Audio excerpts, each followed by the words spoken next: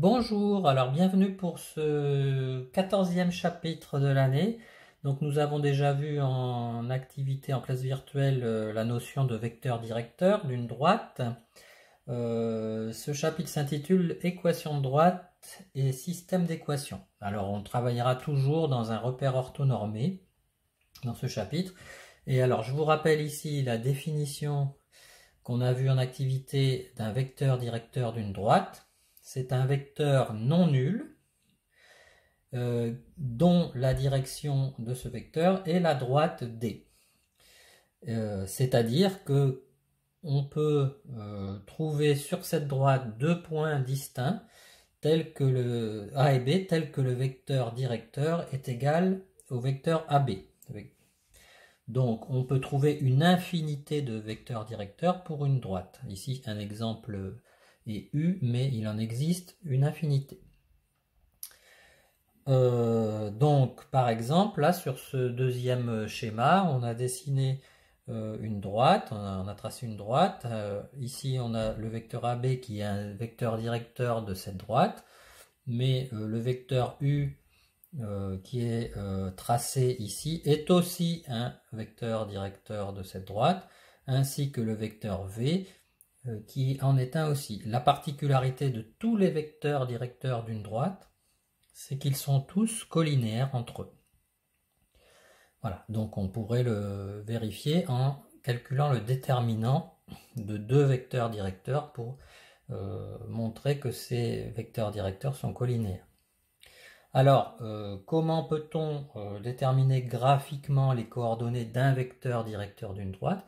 On va le voir dans la méthode ci-après. Donc ici, on a tracé une droite et on aimerait bien donner les coordonnées d'un vecteur directeur. Alors c'est assez simple en fait. La méthode est décrite ici. On sélectionne deux points qui appartiennent à la droite, puis ensuite on décompose le vecteur AB dans la base IJ, qui est la base de vecteurs de notre repère orthonormé. Donc par exemple, on peut choisir, alors on regarde la droite, on peut choisir des points d'intersection avec le quadrillage. On peut par exemple choisir le point A ici et le point B ici, qui sont tous les deux sur la droite avec des coordonnées entières. Donc sur le schéma ci-dessus, ci-contre, on a A qui a pour coordonnées donc moins 3, 3, et B qui a pour coordonnées donc 2, 3, 4, 5, 5, moins 1. Dans ce repère, A et B appartiennent à la droite, donc on peut l'écrire ici, soit A et B, deux points appartenant à D, de la droite D. Voilà.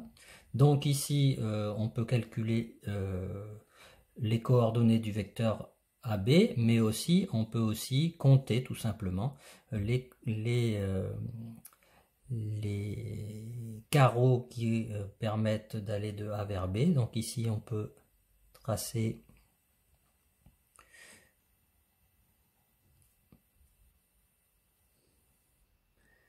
donc ici c'est un vecteur qui comporte 8 unités et qui est collinéaire au vecteur I. Donc on peut dire que c'est 8i. Et ensuite, en descendant, on peut tracer un vecteur qui est collinéaire au vecteur J et qui a pour expression moins 4J. Donc on a le vecteur AB qui est 8, égale 8i moins 4j. Autrement dit, AB a pour coordonnées 8 moins 4 dans la base IJ, et on peut donc en déduire que AB est un vecteur directeur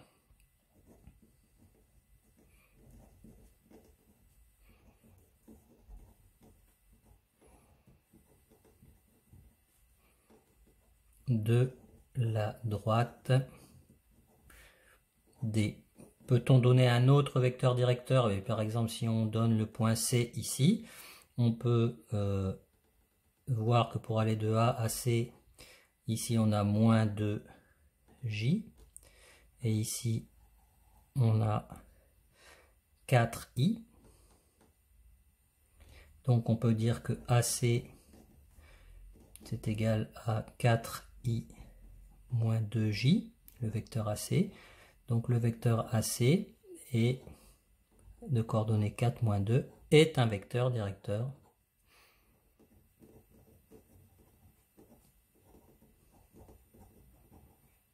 de la droite D. Bon, et puis on peut en trouver beaucoup d'autres. Un autre, par exemple, en partant de ce point en allant vers A, on aurait moins 2i plus j, donc le vecteur U de coordonnées moins 2, 1 l'est aussi.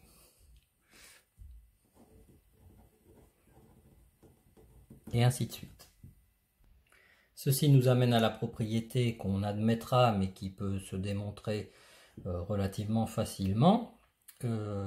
Si on a un point A et un vecteur non nul, eh bien il existe une unique droite qui passe par A et qui a pour vecteur directeur U. Autrement dit, n'importe quelle droite peut être définie par un point et un vecteur. Donc imaginons un point ici, A, un vecteur directeur, un vecteur U ici. Bon, il existe une seule droite qui passe par A et qui a pour vecteur directeur U. C'est la droite que l'on peut tracer. Alors ici c'est approximatif, mais si je trace une droite qui passe par A et dont la direction est le vecteur U, voilà cette droite là.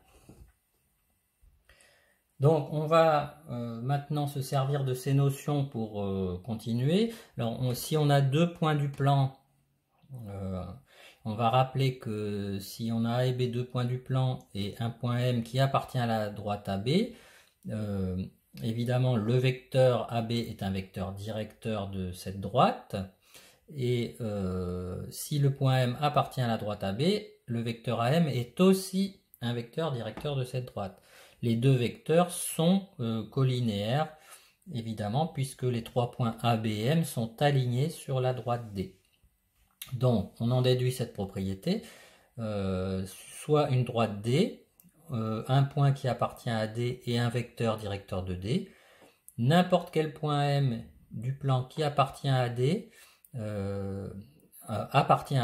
si et seulement si les vecteurs U et AM sont collinéaires, c'est-à-dire si le déterminant des vecteurs AM et U est égal à 0. Donc je reprends un petit schéma, donc je fais le croquis ici. J'ai une droite D, j'ai un point A, j'ai un vecteur directeur U de cette droite, je fais exprès de le dessiner à côté de la droite, et bien si j'ai un point M sur la droite, le vecteur AM et le vecteur U sont collinéaires. Voilà. Alors ensuite, lorsqu'on a deux droites, eh bien on peut faire un petit schéma à côté. Je vais dessiner une droite D' ici. Voilà. Donc sur mon croquis, cette droite D' est à peu près, enfin du moins c'est un croquis donc ce n'est pas exact, à peu près parallèle à la droite D, et donc enfin je la voulais parallèle en tout cas. Donc cette droite D' aurait par exemple un vecteur directeur U', voilà. Bon, et bien ces deux droites sont parallèles si les vecteurs U et U' sont collinéaires, et évidemment si les vecteurs U et U' ne sont pas collinéaires, ces deux droites sont séquentes. Donc on en déduit qu'on pourra démontrer le parallélisme de deux droites en utilisant le déterminant de deux vecteurs directeurs de ces droites, Et si ce déterminant est nul, on pourra dire que les droites sont parallèles. Alors voilà pour cette partie du cours. Donc c'était des généralités sur le vecteur directeur. Maintenant, dans la prochaine vidéo, on va passer sur les équations cartésiennes de droite.